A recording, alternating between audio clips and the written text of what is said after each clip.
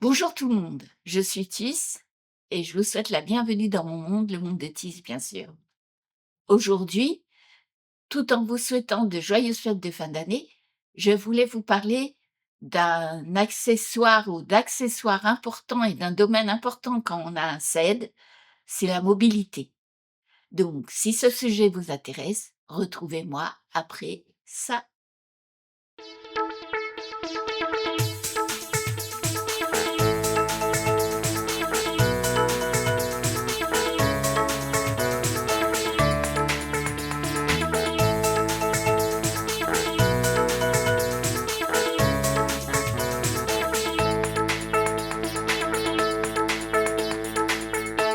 Donc voilà, la mobilité. Pourquoi c'est un sujet important? Parce que, on peut avoir, beaucoup de douleurs, se fatiguer énormément, ça prend énormément d'énergie. Donc, lorsque vous croisez une personne saine, vous pouvez la voir selon son état de douleur, de fatigue et de santé, normalement, comme ça, sans aucun accessoire ni rien, debout. Elle pourra peut-être aller jusqu'à sa voiture, et cetera. Vous pouvez aussi la croiser avec des cannes ou des béquilles. Ce que moi, personnellement, je n'ai pas, puisqu'avec mes tremblements, ça me fatiguerait beaucoup trop. Donc, c'est un accessoire que je n'ai pas. En revanche, j'ai ça. Donc, comme vous voyez, ce petit bijou-là, c'est un déambulateur ou rollator à cause de ses 4 roues, puisque certains déambulateurs qui ne sont faits que pour l'intérieur, ceux que vous pouvez voir en particulier dans les maisons de retraite, n'ont que 2 roues et ensuite permettent de se déplacer en les soulevant un petit peu. Donc celui-là, c'est pour marcher à l'extérieur, sachant qu'en plus que quand on a un CED, il faut essayer de faire une activité sportive ou de marcher au minimum 30 minutes par jour, afin de ne pas avoir nos muscles qui se contractent trop et de pouvoir les utiliser le plus longtemps possible. Donc voilà. Ensuite, je vais vous montrer mon autre vrai bijou de technologie. Il arrive.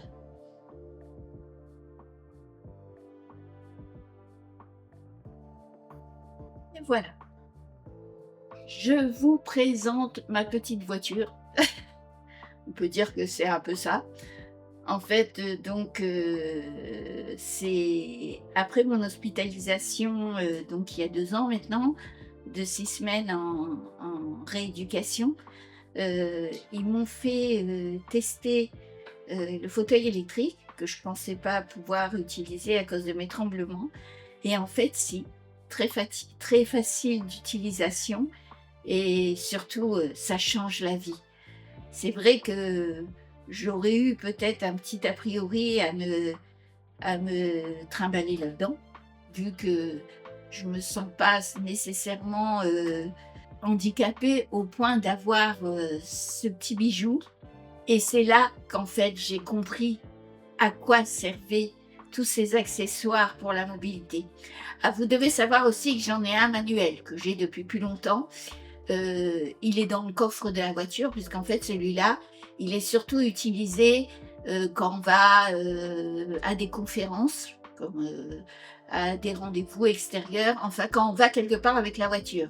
Puisque malheureusement, pour ce genre de petit engin, il faut une voiture adaptée. C'est le gros point noir, il faut un véhicule adapté et pour pouvoir le rentrer dedans, puisque ça pèse quand même 150 kilos, c'est assez haut, il y a des sécurités à utiliser, des attaches à mettre, etc. Et notre voiture actuelle, pour le moment, ne le permet pas. Donc, ça sera pour la prochaine. En sachant que la MDPH prend une partie des aménagements à charge, hein, si vous voulez, si vous vous posez la question, mais c'est quelque chose qu'on verra plus tard. Pour le moment, nous, ce n'est pas possible. Donc, je l'utilise surtout quand on habite en ville pour aller faire des balades, pour aller à la médiathèque, pour pouvoir aller au marché, bien que j'y aille pas souvent, il y a beaucoup de monde. Mais autrement, ça me donne une certaine autonomie et ça, c'est pratique. Donc maintenant, revenons à l'utilité de ces accessoires de mobilité. pour une personne qui a le SED. Puisque beaucoup de personnes dans ma situation vont dire oui, non, mais j'ai un SED, je peux quand même marcher, même si ça me fatigue, mais je veux pas que les gens me regardent. C'est surtout ça que j'entends, la peur du regard des autres, la peur de se sentir jugé, la peur de se sentir incompris. Alors, en fait, il ne faut pas voir les choses comme ça, puisque quand on a un accessoire à la mobilité, quel qu'il soit, hein, quel que soit notre niveau, que ce soit la canne, que ce soit le déambulateur, le fauteuil manuel, le fauteuil électrique, ou il y a plein d'autres choses encore hein, qui existent, les scooters électriques, etc. Ce qu'il faut voir, c'est le coût, le bénéfice que ça nous rapporte. C'est tout simplement extraordinaire comme ça change la vie. Imaginez-vous, vous devez partir faire des courses. Moi, j'ai la chance d'avoir un mari qui gère énormément des choses, qui gère la majorité de notre quotidien. Vous avez déjà entendu parler de lui, mon dono d'amour, mon chéri Bibi. C'est lui qui gère la plupart des choses qui me fatigueraient trop. Mais il y a des personnes dans ma situation qui sont seules. Il y a des personnes qui ont des enfants à charge, qui doivent aller à l'école.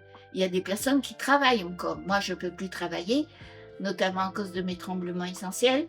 Mais il y a beaucoup de personnes qui travaillent et qui utilisent énormément d'énergie tous les jours. Eh bien, ce petit bijou permet d'économiser l'énergie pour ce que l'on considère beaucoup plus important. Je vous donne un exemple.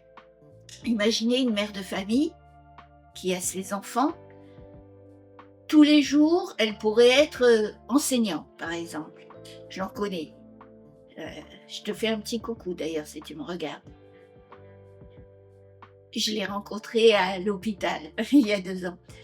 Donc cette mère de famille qui est enseignante, qui a 2 enfants, toute la journée, elle s'astreignait à ne pas avoir de fauteuil, pas d'aide, puisqu'elle trouvait mieux pour ses élèves, pour son travail, pour ses collègues, etc., d'être comme tout le monde, d'être debout et de faire ses cours, de faire sa classe, de faire tout ce qu'elle avait à faire, son travail d'enseignant.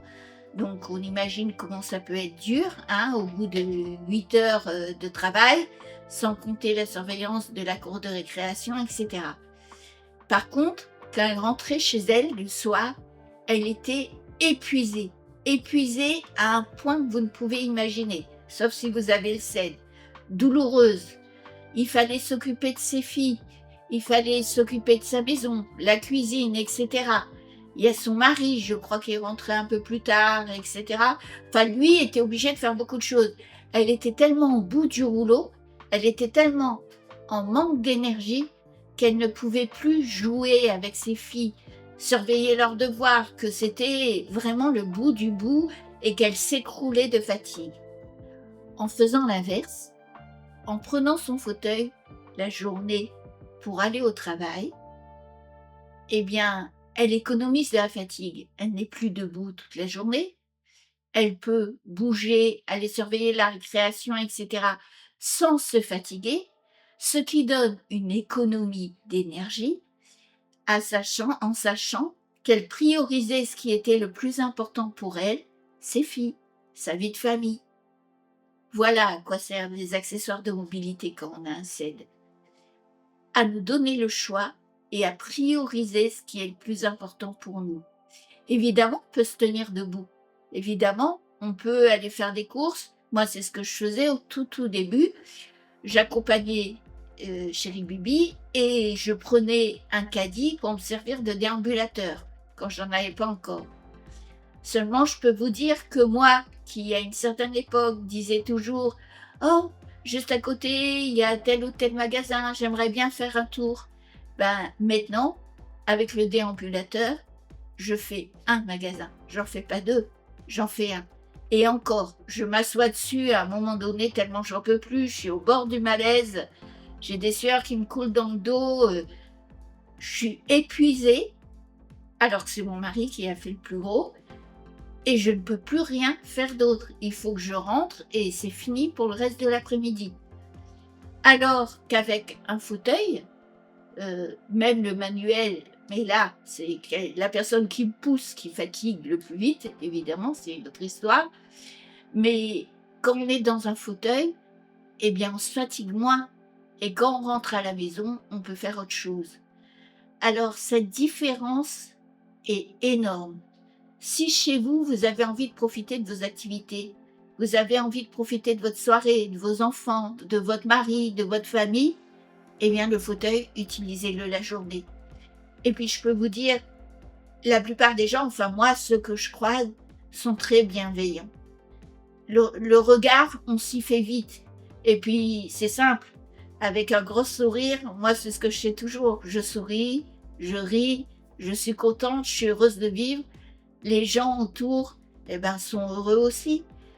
Et ils ne nous jugent pas, ils ne nous considèrent pas comme l'handicapé de service qui peut rien faire, sur qui on a envie de pleurer.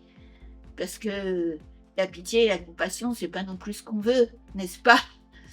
Eh bien, si vous avez le sourire, vous êtes dans votre fauteuil, vous êtes bien, parce que vous savez qu'en rentrant à la maison, vous allez peut-être pouvoir passer 1 heure ou 2 avec vos enfants, ce que vous ne pouviez pas faire sans fauteuil, eh bien, ça change toute une vie, parce qu'il faut prioriser les moments dans lesquels nous sommes le mieux, les moments avec les personnes qu'on aime, et c'est très important.